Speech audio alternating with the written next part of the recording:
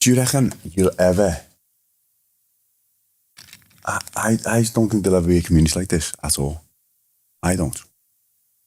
Obviously, I'm really biased. You'll see it with my Instagram and everything. I say best community in Dubai, etc., etc. But I truly mean it. Like, I came across this area about 12 years ago at its inception.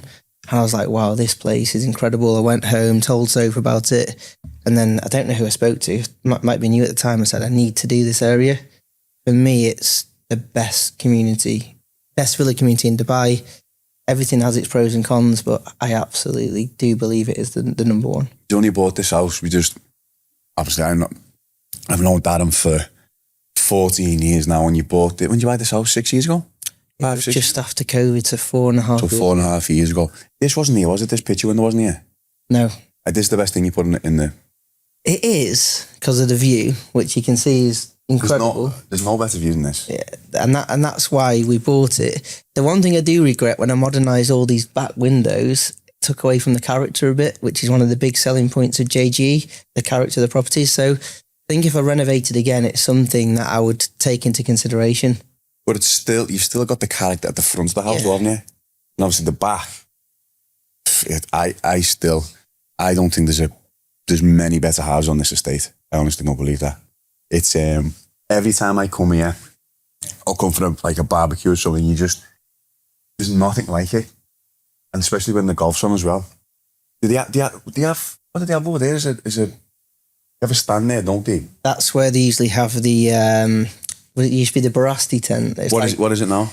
I don't know what they called it last year, but that's basically where all the atmosphere is supposed to be, because it's an iconic hole because they play over the water. And have you ever seen that hole in? It reminds me of that one where they're all and they go mad or something like that, and they're going mad. But that's what it's like, isn't it? Yeah, no, it's amazing view, amazing hole, and it's safe. Like, one thing that we have to take seriously in Jumeirah Golf Estates, which I do with my clients, got to be careful with your positioning in terms of golf balls. Because our previous house we lived in, we were getting hit a lot by balls, so it is something you have to consider. You talked about before, because you started in the marina, didn't you? I know we've probably spoke about this story many a times, and we had a podcast a few months ago. But you started in the marina. You then went to Green Community, where, again, I tell this story all the time. You had probably more objections than anyone else in the whole of Dubai, because it was leasehold. It was what was then miles away from everywhere else. I think you used to have people used to go to viewings, and around about people used to just do a diversion. And then you found this place. And I do remember when you spoke to me about this place, and you just said, I get a feel of Jumeirah Golf Estates like no other community. And at the time, we never had Dubai Hills. Obviously, we had Emirates Living and ranches, but there was nothing like this. And not fast forward, but from the minute you went in here, that was it. You just fell in love with the place, didn't you? I think Green Community and Jumeirah Golf Estates are similar in terms of the very green communities, which is something we're used to back in the UK. And I think that's what makes me love both. But this is green with the addition of the World Championship Golf Tournament held here, the views. It's 70% greenery, golf course lakes, 30% construction, which is very rare today with any new projects. Usually it'd be the other way around. So yeah, it's just the character which we talked about earlier. It's just phenomenal. And they're not going to do communities like this anymore. So when people talk about new stuff coming online, yeah, new stuff's going to come, but it's not going to be like this. When you first started doing this area, because the stigma about this place was it was too far. And if you remember, we were discussing before about 12 years ago, we'd done was it like an open day, or was it like a bit of a fact finder or education, wasn't it? It was on Whispering Pines. We're trying to sell Whispering Pines back then. Selling Whispering Pines, yeah. And I think we'd done it in a makeshift cabin, or it was in the clubhouse, wasn't it? But what was hard is when people were coming, it's like, this is just too far. How did you get around that in the early days? I think it's one of them, similar again. I know we're speaking about Jumeirah Golf Estates today, but with Green Community, they were deemed far out. Yeah. That's going to all change with Jumeirah Golf Estates too, etc. Oasis, that's coming. But the luxury of both them two communities, today we talk about Jumeirah Golf Estates, is once you step into that community, or once you drive into that community, you're blown away. Like, there's no back-to-back houses. It's all single row. You're either backing onto a golf course, a lake, maybe an internal road as your worst case scenario. So I just think that is the reason why people were accepting of it back then. But what's exciting now is it's not going to have that anymore. The road links are going to all improve with Jumeirah Golf Estates too. So I've always said to clients recently, the one negative of Jumeirah Golf Estates is the access. Because of the Alfay Road, it narrows into one lane. You can be waiting 10, 15 minutes to get in and out. But once you're in, wow. But even now with obviously, it was 2 or 3 months ago when the RTA and Jumeirah Golf Estates brought the roads out that are going through Alfay. That's only going to bode well for the community as well. I went to, where did I go? I went to JBR the other day, and I came back. And as I come back, I think it took me 12 minutes to get from JBR. Obviously, there's a new flyover by Gan Al Sabka. It takes you around, you miss all that traffic, and then you're in. And like you say, Alfay Road at the minute's a little bit shabby, isn't it? But once, and it's not far from anywhere anymore, is it? Like you say, back then it was a little bit okay, but now it's not far at all. Everywhere, I think, when the roads are all in place, it's 20 minutes, isn't it? Everywhere's just somehow 20 minutes in Dubai. So I think it's not really about location anymore. Even historically, people say, oh, Jumeirah Islands is close to Marina, etc. It's, once the infrastructure is in place, you choose your community based on what you love the most in terms of lifestyle, in terms of character. And do you think that's why so many people now have seen the benefits of the estate, and more people, listen, it's becoming probably the most in-demand community, I feel, in the whole of Dubai? I might be wrong there, because I might be biased because I live here myself, but do you feel that's why people are moving here, not just because of the amenities, just because of the whole feel of the place? 1,000,000% at the moment, more than ever. The most of our buyers is British, Europeans, mainly very wealthy people. They're moving to Dubai to set up their umbrellas here and live predominantly from Dubai for the majority of the year.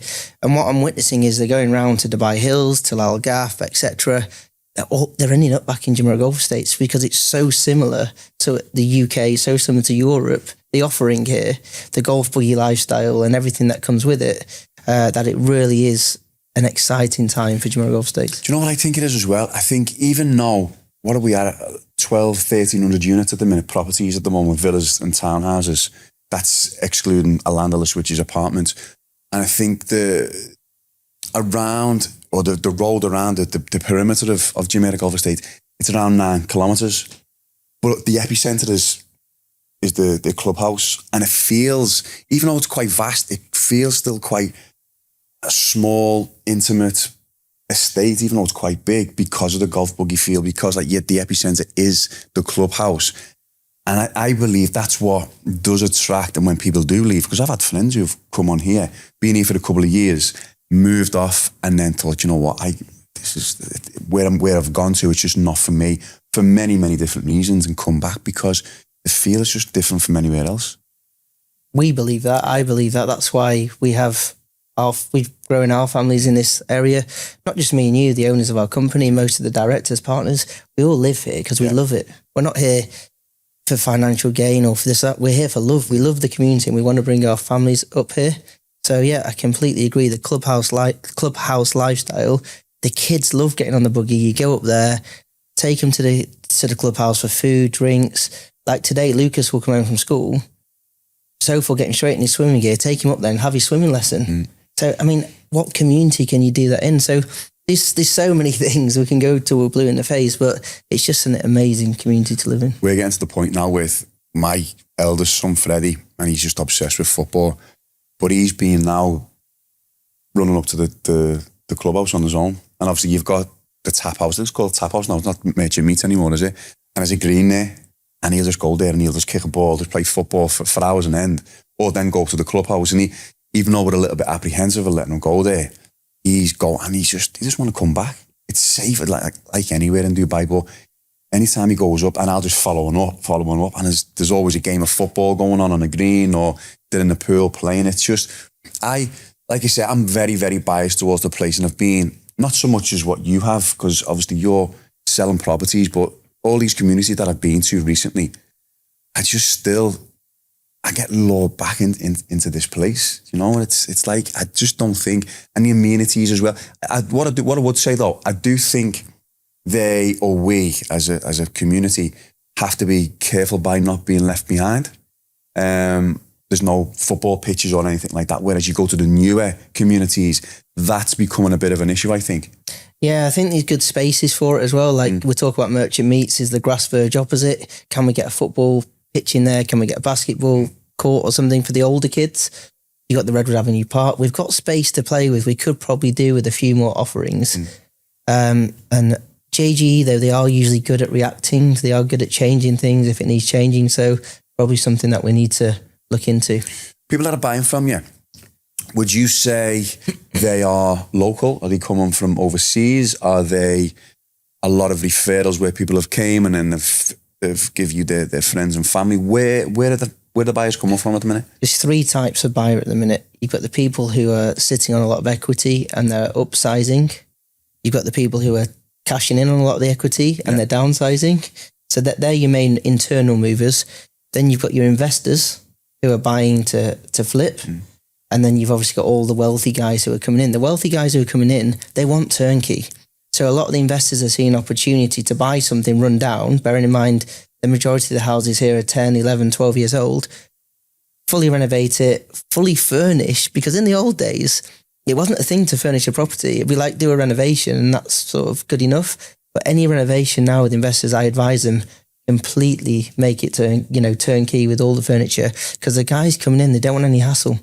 Just want to move in. They're willing to pay a premium. They want a nice house, nice view. So that's the majority of the buyers. You done that with a sale, didn't you, this week? Whereby we were selling a house in Orange Lake, and you said you advised the client and personally out your own pocket paid for the furniture to be put into the house, and it sold within what? First viewing. The house had been on the market 6 months. I asked him to put the furniture in. He was reluctant at first because he was reluctant full stop because he didn't want to spend any more money, having spent all that money on the renovation, and he couldn't be sure that would yield the result. So in the end, I got all the quotes done. It was 180,000. I said, look, I'll pay for it out of my own pocket because I'm not sure of it, and then just pay me back at the end. And he agreed. We got it done. And honestly, this is the God's honest truth. First viewing, it sold. So it is so important. What I've learned myself is I've done a renovation, obviously on this house. Your most important appointment is an interior designer. When we did our house originally, the phase 1, you've got a contractor. You need that interior designer because they build that dream that you're looking for and they make the house a home, basically. That's the USP, isn't it? When you walk into a house, whether it be the smell, whether it be the pictures on the wall, whether it be just a small fit, I don't have an eye for it. And when you go into some of these houses, like some of the houses that we've sold on here and have been dressed, and it's like, wow, I didn't see that go there, or I didn't see, and it's just, it makes a complete difference to the whole house. 100%. And that's what more and more people are doing now, aren't they? More and more people, I think, you said off camera before, the margins, I think every man and his dog now that are not just in Jumeirah Golf Estates, every man and his dog is a flipper or whatever you want to call them. They're doing renovations, they're buying, but they're still making money on them. Have the margins diluted over the course of the last 2 or 3 years, would you say, as opposed to just after COVID? 100%. I mean, with the market increase, people have been making 100, 200, 300%. Minimum 60 plus, which obviously to investors is incredibly attractive. I'm getting the call every day. I've got a flipper. I'm actually bored of it. Every inquiry is a flipper. And I'm just saying to them, look, if you're realistic and you've got an expectation of 15 to 30% net, fine. No problem, yeah. We've got a couple of options. But otherwise, the market is just an end user. It's so in demand that there's not a lot of investor opportunities. I think what you said before, though, is people now, and I have gone through it myself when we were doing our house up, the headache of doing a house up when you're living there or you have to rent, it's a proper headache. So people now are willing to pay that 15, 20, even some cases 30% premium just to walk into a house and it be completely done. Whereas I believe when we first came out here, years and years ago, people wouldn't be doing that. People would want to they'd suffer Yep. staying in the house and living in, you know, a bit of a building site. But now they just don't want that because they want to walk into a house which is completely done. I think you hit the point. The main point is it's the time. A proper renovation today will take you realistically 18 months all in with approvals, waiting for materials, waiting for contractors to be able to start. 18 months is a long time. And if people have got the money, they'd rather just pay the premium and get on with enjoying their lives. Let's go back to work. So when you started doing JGE, we were working at the time. We were working in Golden Diamond Park. Was that far back? Yeah, probably. And then we saw an opportunity on site on the estate to open an office, which Lewis and Carl promised that they would always do, and they did. How important do you feel it is for you and your day-to-day and your team that we are on site? Forget about logistics, the parking and everything else. How important it is for you to be, because we are market leaders in this area. What's the difference between you and everyone else because we are here? I think it just adds that layer of trust. I think any sort of sales environment, as people like to call it, it's trust, really. You buy into individual, you buy into the trust element of that person, that company. So the fact that we're there on site, you can walk in our office any day. If you've got an issue, we're there. Whereas a lot of the companies in Dubai, they're all in big towers and not really as accessible. I think it just gives mainly that element of trust. And then there's the experience factor. I mean, I've been doing this area since day one, 12 years. I know it like the back of my hand. You've got Liam alongside me. He's been doing it 10 years. So we've got immense knowledge. So I think knowledge and trust are probably the two most important things you can offer a area in terms of buying, selling, etc. And I think we offer that. Do you think, because I know Sophie, your wife, would echo this, it can be a problem for you though when you go to a restaurant which we'll speak about all the amenities in a minute, but you go to the restaurants or you go to the Crafty Fox, every time I've gone in there, within 2 minutes, you're with someone, then there's someone else. Before you sit down, it may be 30 minutes later because there's that many people that you've dealt with or you've sold to or you've advised to. Does that become a problem at times? It does come with pros and cons, not because I don't want to see them or speak to them, because this job means you're on the phone 24/7. Soph just wants them few hours where I can go up to the clubhouse, maybe spend some time with the family, and then it's like, oh, he's working again. So I want to liaise with my clients and keep the rapport genuinely, but then I've got to deal with the battler. Every time, on camera, every time that we come up, it's like, just give him 5 minutes. You probably spoke to him 15 minutes ago, and now you want to just mind him about different things. I want to touch on, in recent times, probably the last 12 months where, not even the last 12 months, maybe 2 years, where the trajectory of yourself and the team has just gone through the roof. Obviously, that's coincided with the market as well. But you look at the communities, the sub-communities in JGE, I think there's around, forgive me if I'm wrong here, there's about 14, 15 sub-communities. Yeah. And we've probably broke records for highest price per square foot in, would you say 50% of them? Say more. There's only a couple, there's only 2 or 3 max that we don't hold the current records for, but records are being broken weekly at the moment, obviously, because the market is in that mode at the moment. But I think that's it. I think what's important, it's not because we want to, we want to shout from the rooftops that we're the best and we sell property at the highest price. But I just think going back to the trust element where people buy into you, and we go, when we're speaking to our brokers and we're training our brokers about the value of us, because I'm first hand, I will fight tooth and nail for every single one of our guys because I know what they go through, but knowing the value of what you actually do. And that's, again, you epitomise that. And that just shows in the record sales that we've had over the last 18 months, especially, I don't think I'm not a great salesman. I just love my products. I'm lucky. Yeah. Because I'm selling something I love, I've invested in, I'm growing my family within it, so it's not, I don't look at it like a sales job. I'm just advising people the pros and cons, well, the pros mainly, of something I absolutely love, and seeing if they want to join me in that journey. And you are an advocate for that, aren't you? Not just in Jumeirah Golf Estates. Anyone, and obviously within the business, we have a lot of training sessions that go on, and we have a series called Inspire. And what that does is we bring the likes of Darren on and senior members of staff, And what's prominent in the Inspire series is what you say about being a specialist in your area, whether that be Jumeirah Golf Estates, where there's 1,100 units, whether that be like Arabian Ranches, where there's 4,000 units in Ranches 1, or having and honing in on that, on focusing on that specific area, being obsessed almost with that particular area. And you look at our best performer, not just within our company, external companies as well, they have that specific focus. 1,000,000%. Something I said from day one, it's something we do as a company. Yeah. We're trying to all be specialists. They're agents who are going to become seniors and try and take on listings elsewhere. I've done it myself. I took on 3 tag mansions for a JGE client because he asked me to.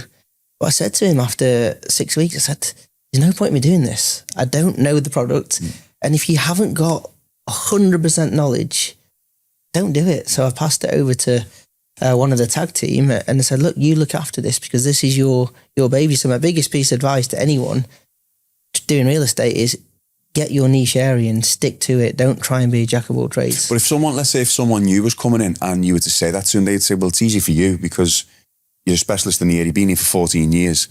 It's easy for me to go at Talal, to go at Arabian Ranches, to go at Downtown, to go at all these, so I can pick up listings and I might get someone who bites. Well, what advice would you give to them? Because like you say, it does sound, from the outside in, it sounds easier to pick up listings in every specific area. But you're just going to spread yourself thin in the end. Like you can have all these listings and be running around left, right and centre, but then you're never going to get back to the focal track of that specialist area. You know, I always say in this job to my staff, you start like a little snowflake and you just roll and roll and roll, become a snowball, then you become a mountain of snow. Like it's a long game. You can't come in and earn what the top earners are earning. You've got to build yourself. I'm now, 14 years in the role. I'm not earning good money now because, you know, it's been years and years of farming and looking after my clients to create a reputation. What was brilliant before, we were down the stairs before the guys came in and Darren was on the phone to someone about, I think it was Orange Lake. I think it was Orange Lake, wasn't it? But it was just brilliant to listen to. It was all, because you were doing something else. I think you were like doing something else on your computer, but everything was just so fluid and so easy. And you were reeling off all the properties that had sold, not just sold, but also what had rented as well. You knew the different sizes, the different orientations, the different views, and why there might have been a bit of a stigma about that particular development, but it's becoming a development now, what's being completely renovated. And you likened it to like a bit of a Jumeirah Islands where everything's just being modified. And it was brilliant to see. And that just further cements why it's so important to have that focus. We spoke about briefly on renovation trends. Question for you, do you still feel it's undervalued here? It's been really difficult for me, this particular question, because I've obviously been here and seen the rise, which has been incredible. So anyone who lives in Dubai has been living there a while saying, oh, the prices are high, they're too high, blah, blah, blah, blah, blah. And they were sort of taking me into that mindset. But then these guys who are coming in from London, from Europe, from wherever, they're coming in saying, so I can get this house with this view on a World Championship golf course, this size. They think it's cheap. And when you do look across the world at the price per square foot comparisons, it is cheap. But then historically we've been said, yeah, but it's Dubai, you can't compare it to London.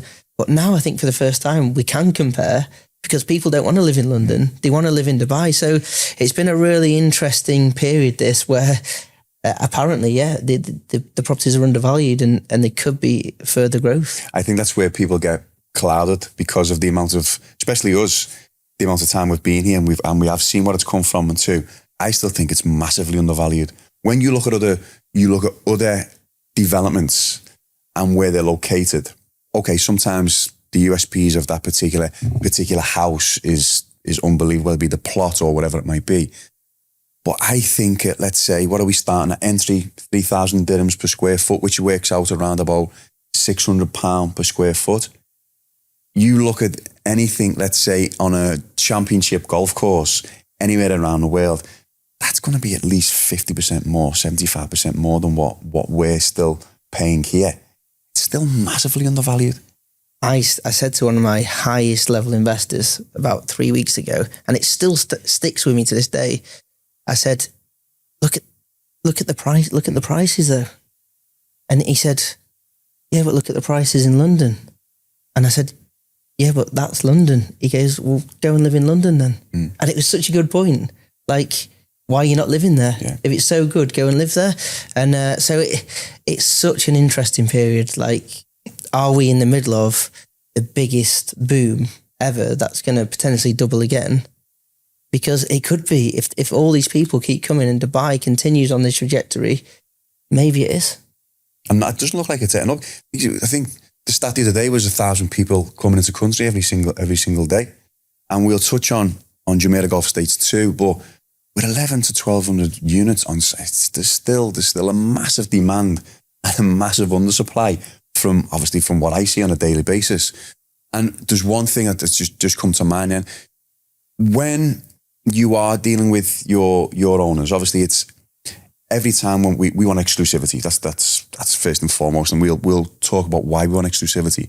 But offline listings, and you are so vocal when you go onto your socials and speak to your trusted broker, whether it be yourself, whether it be 3 or 4 other very, very good agents externally.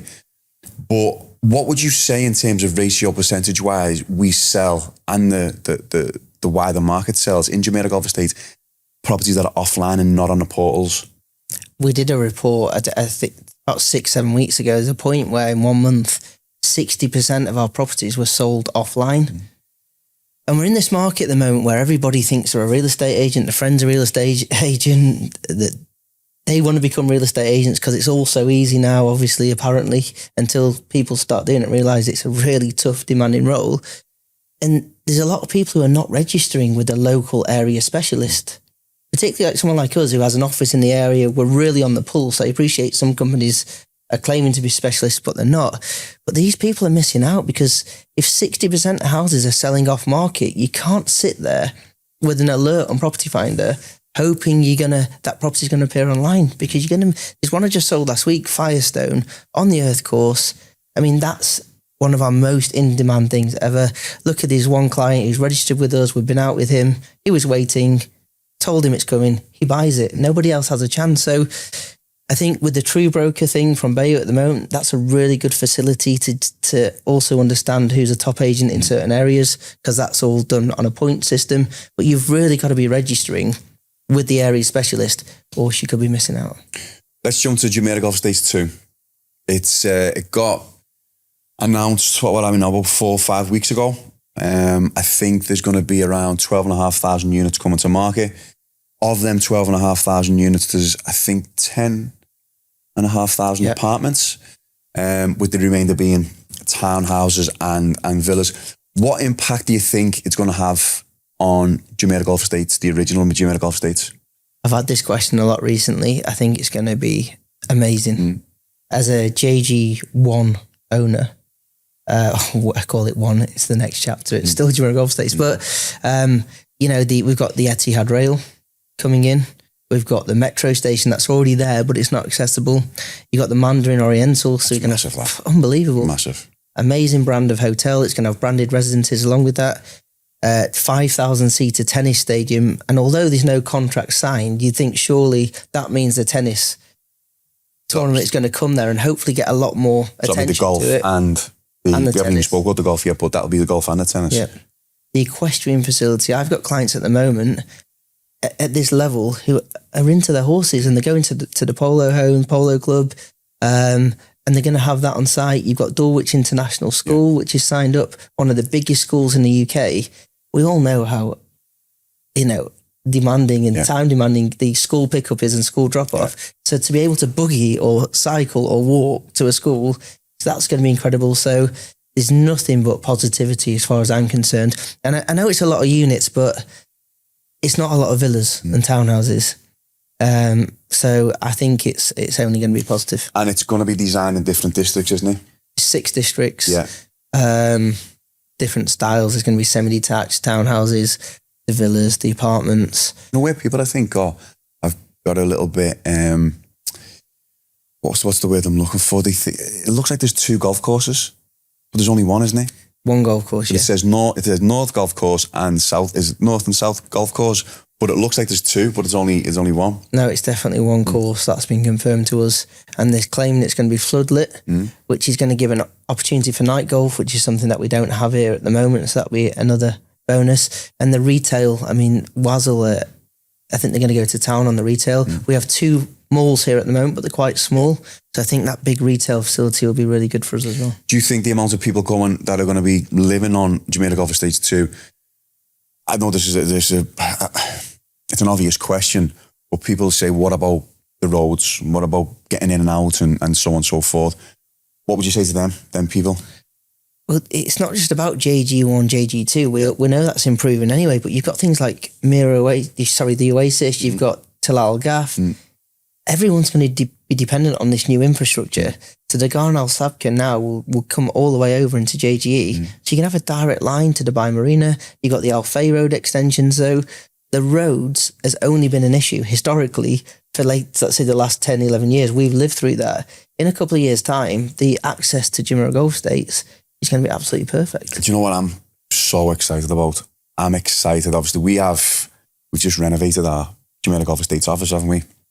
But when you think about it over the next 5 to 6 years, what's going to be going on within this vicinity? And don't forget, we've got Oasis as well, which is just behind. You look at our team and how the growth in that team, it's going to be significant, isn't it? It's probably going to be one of potentially our biggest teams in our company. I think the whole office will become Jumeirah Golf Estates. At the moment, we're split between sort of Victory Heights, Green Community, but ultimately I think that's where we'll end up because this is going to be such a huge super community. With the amount of units coming in, touch on it then, with the amount of units coming in, I know there's only a handful essentially of villas and apartments, villas and townhouses. What impact do you think it'll have on the pricing on here? I don't think it's going to affect us because at the moment, the rough idea of the pricing I'm getting from when the villas are released, it's probably going to be 12 upwards, maybe to 20. Yeah. But taking out the super villas, like the hilltop mansions, that's very much a market where we struggle at the moment because we've got Whispering Pines going up to around 12, 13 million at the moment, which are semi-detached. They're beautiful, characterful properties, but the semis. Then there's a big jump to sort of a similar character would be your flame trees and lime trees and how sought after they are.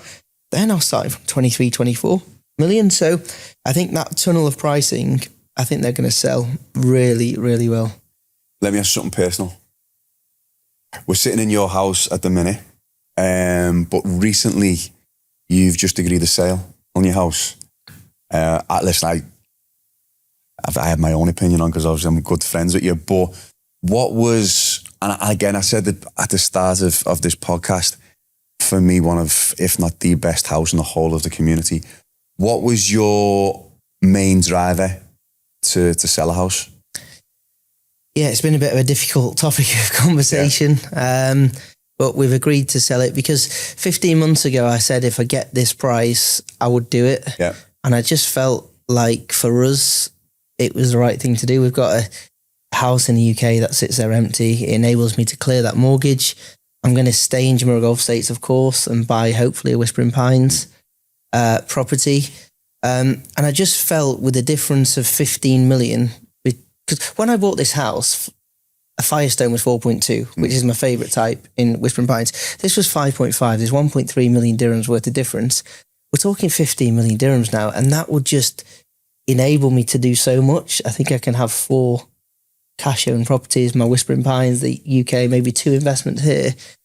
I just felt it was a good move, but yeah, it's definitely not market related. And I know you've tried to talk me out of it. Lewis has tried to talk me out of it, and I understand. I'm not doing it for the reason of I think the market's going to crash. It's just a family decision that I think is the right thing to do for us at the moment. But I've never seen you so adamant. And when we've had 2 or 3 discussions, I've never seen you so adamant in selling. Do you remember when you bought it? I remember when you bought this property and you were going to buy, it was either this or it was one that where are we here? We actually sold the one on the corner with the massive plot. And I think you made an offer on that one, didn't you? I got gazumped. You got gazumped at the last minute. And then you went for this one. And if you remember, well, you obviously do remember, it got downvalued. This house, This house got down value, didn't it? Yeah, we bought it for 5.5. 5.5 and it got down to 5.3. Yeah. And I was that tight on money. Yeah. I was like, I didn't know what to do, and I nearly didn't do it.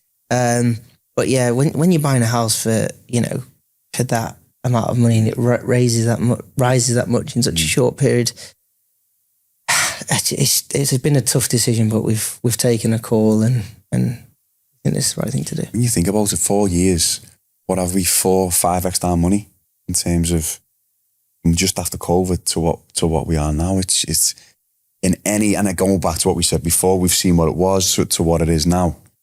But it's and we've had some fun in this house as well, and we had some great times, great memories. Gonna miss it. It's listen, I certainly am, definitely. The hardest thing for me was when we told Lucas he cried, and that was probably the toughest thing I've ever been through as a dad. The boys were born here, weren't they? Yeah, so that's been difficult, but I promised him once we move he can have a PlayStation 5, and all of a sudden he seems okay now. Pretty good.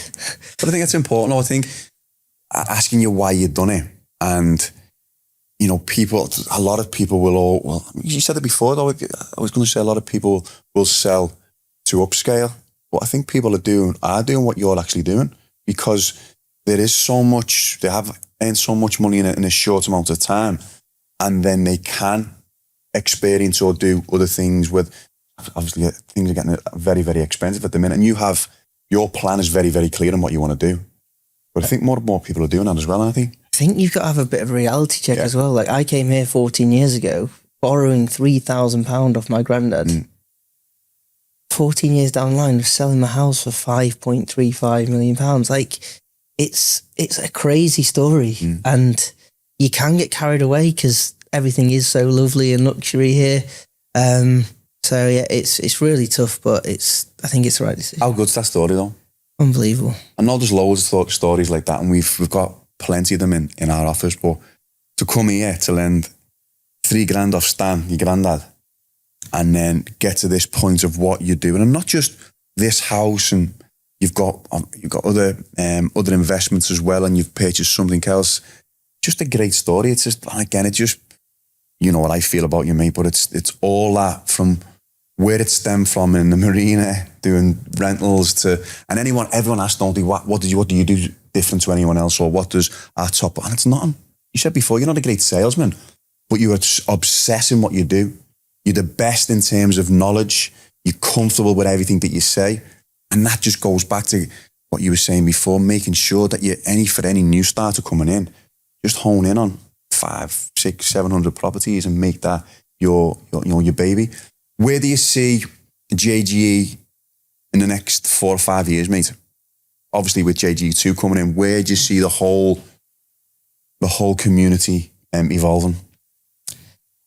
Like I said earlier, there's pros and cons to any area, 100%, and we have our cons. We've discussed a couple of them here today, but I do think if you're buying a villa at the moment, then this is the place to buy. I think JGE is going to continue to have the Etihad Rail, the Metro, everything that's coming on top of what we've already got. I just think it's going to get better and better.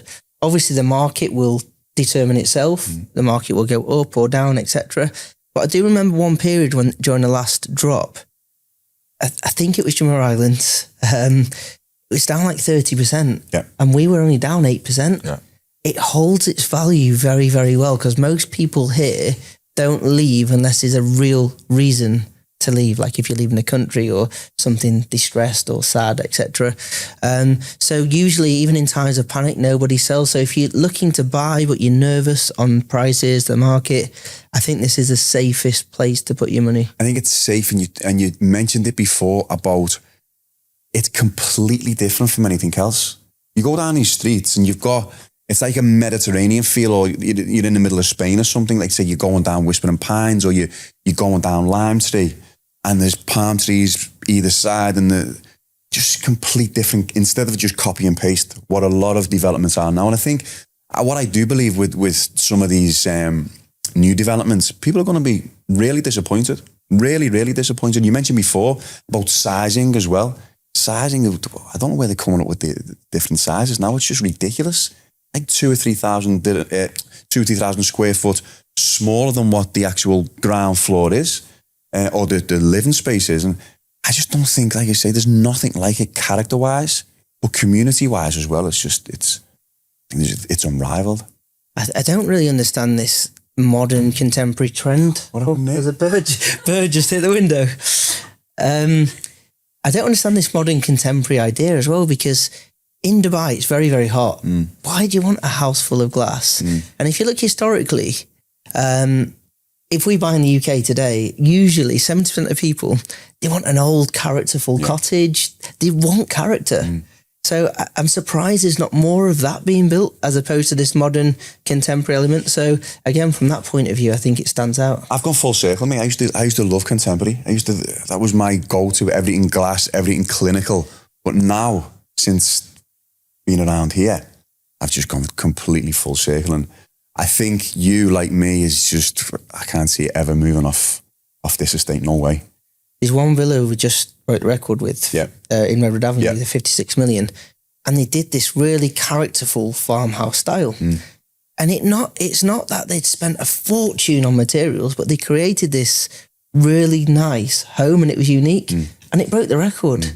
And I think that's where the market's going now. I think creating something, if you're a developer today, if you're buying in JGE in particular, keep the character. Obviously make the windows bigger, but keep the bars, keep it characterful. That's what people said about you when I've met clients that you've sold to, is that you'll paint this vision when you walk into a house because you've seen that many and you've sold that many of what to do with specific things. And then they said, well, we'll just take that into advice and we'll go in and we'll completely revamp and do what he said. And that again goes back to knowing your product as well, doesn't it? Yeah. Good stuff. Daz, thanks very much, mate. Really, really appreciate your time. No worries. If there's anything that you need from Darren in Jumeirah Golf Estates, he's the man. Don't speak to anyone else. But also as well, we have our office in Jumeirah Golf Estates, just in, not Central, it's in Fairway Mall. Fairway Mall. Thanks very much, guys.